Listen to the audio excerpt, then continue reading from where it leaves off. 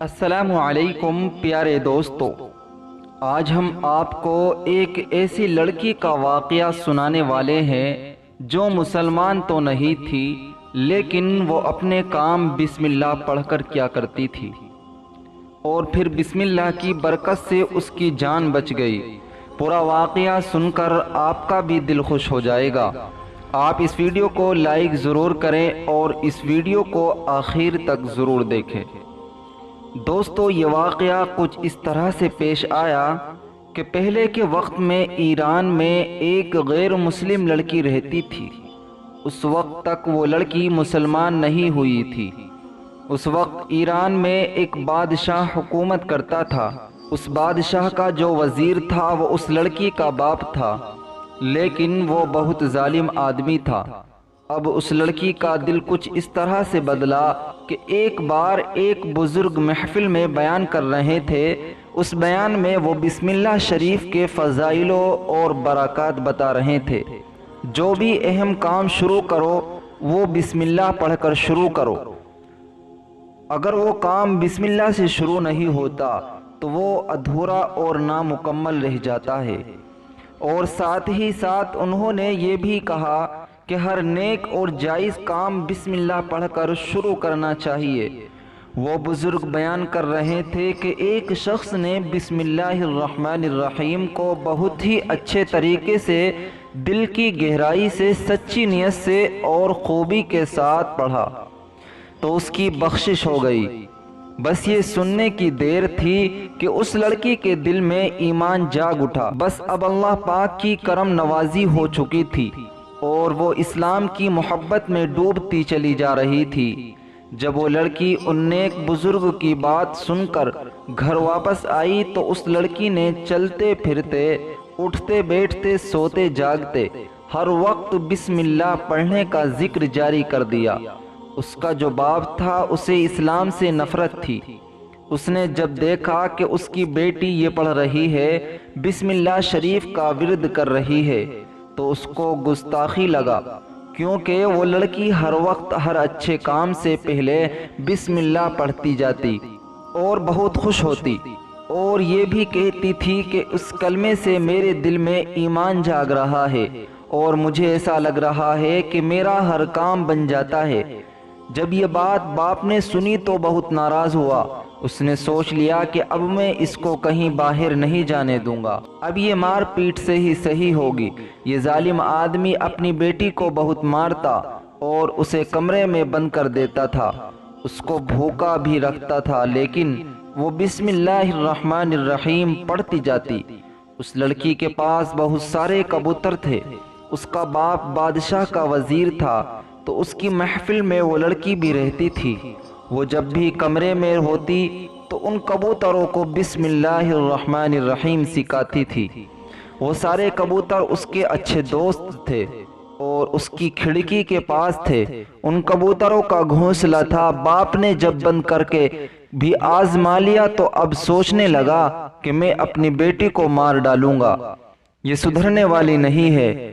اس کے بعد اس ظالم باپ نے ایک سازش تیار کی کہ بادشاہ کے پاس ایک ہیرے کی انگوٹھی تھی جو کسی اور کے پاس نہیں تھی، صرف اس بادشاہ کے پاس تھی۔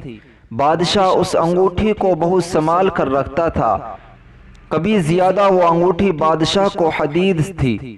ایک بار بادشاہ سو رہا تھا اور انگوٹھی اس کے سرہانے رکھی ہوئی تھی۔ یہ وزیر یعنی اس لڑکی کا باپ چپکے چپکے کمرے میں آیا اور وہ انگوٹھی اٹھا کر وہاں سے چلا گیا۔ لڑکی کو دیتا تو بادشاہ کو بتا دیتی کہ یہ انگوٹھی میرے باپ نے مجھے دی۔ اب اس نے سوچا کہ میں کیا کروں۔ اگلے دن وہ بیٹی کے کمرے میں آیا، اس وقت وہ کمرے میں موجود نہیں تھی۔ ادھر ادھر دیکھنے لگا۔ اس نے سوچا کہ یہ جو کبوتروں کا گھونسلہ ہے اس کے اندر میں انگوٹھی چھپا دیتا ہوں اور سپاہیوں سے کہوں گا کہ اس گھونسلے کو بھی چیک کر لو، ہو سکتا ہے اس میں انگوٹھی موجود ہو۔ سازش تو بہت اچھی تیار کی تھی، چالاکی سے اس نے کام لیا تھا، لیکن سب کچھ اس کے منصوبے کے مطابق نہیں ہوا۔ وہ لڑکی اللہ کا نام لینے والی تھی۔ اللہ پاک اپنے بندوں کو مایوس نہیں کرتا۔ لڑکی کو یہ بات نہیں پتا تھی کہ انگوٹھی کبوتر کے گھونسلے میں ہے۔ بادشاہ نے جب دیکھا تو انگوٹھی غائب تھی۔ وہ غصے سے پاگل ہو گیا اور اس نے اپنے سپاہیوں کو بلوایا اور کہنے لگا کہ جس کسی نے بھی میری انگوٹھی چرائی ہے اس کا نام لکھ کر مجھے دو۔ اس شخص کو پکڑ کر لاؤ، میں اس کا سر خود قلم کروں گا۔ وزیر تو اسی موقع کی طاق میں تھا، تو وزیر کہنے لگا جان کی امان پاؤ تو بادشاہ سلامت، کچھ عرض کرنا چاہتا ہوں۔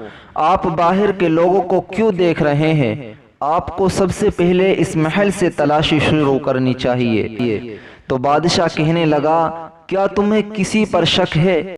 تو اس وزیر نے کہا اس ظالم باپ پر شک تو شک نہیں، لیکن اصول کی بات ہے، پہلے ہمیں اپنے محل میں ہی ڈھونڈنا چاہیے، کیونکہ اکثر محل کے لوگ ہی غدار ہوتے ہیں۔ بادشاہ نے کہا بات تو تم بالکل ٹھیک کر رہے ہو، چلو پھر محل کی تلاشی شروع کرتے ہیں۔ محل کی تلاشی شروع کر دی گئی۔ جب سپاہی وزیر کی بیٹی کے کمرے میں پہنچے تو انہیں انگوٹھی نہیں ملی۔ وزیر نے کہا کہ اس گھونسلے میں بھی دیکھو، لیکن انہیں کہیں بھی انگوٹھی نہیں ملی۔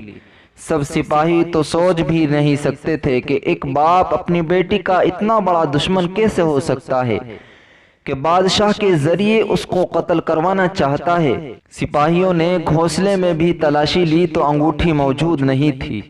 اس کے بعد سپاہی اس وزیر کے کمرے میں پہنچے تو کیا دیکھتے ہیں کہ تکیے کے اوپر وہ انگوٹھی پڑی ہوئی ہے۔ سپاہیوں نے فوراً اس وزیر کو، اس ظالم باپ کو گرفتار کر لیا اور بادشاہ کے سامنے آئے۔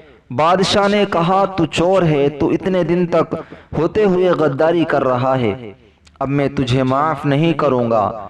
بادشاہ نے تلوار اٹھائی اور ایک ہی جھٹکے میں اس بیچارے کا سر قلم کر دیا۔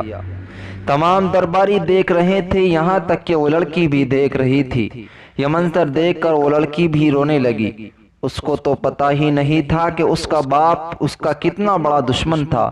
دوستو اب میں آپ کو بتاتا ہوں کہ وہ انگوٹھی باپ کے کمرے میں کیسے پہنچی۔ جیسا کہ میں نے آپ کو بتایا ہے کہ وہ لڑکی ان کبوتروں کو بسم اللہ سکھاتی تھی۔ جب اس کا ظالم باپ انگوٹھی رکھنے آیا تو کبوتر اللہ پاک کی قدرت سے یہ بات سمجھ رہے تھے۔ دوستو مجھے امید ہے کہ آپ سبھی کو اس واقعے سے سبق حاصل ہوا ہوگا۔ اللہ رب العزت ہم سبھی کو عمل کی توفیق عطا فرمائے۔ چلیے دوستو ملاقات ہوگی اگلی ویڈیو میں، تب تک کے لیے اللہ حافظ۔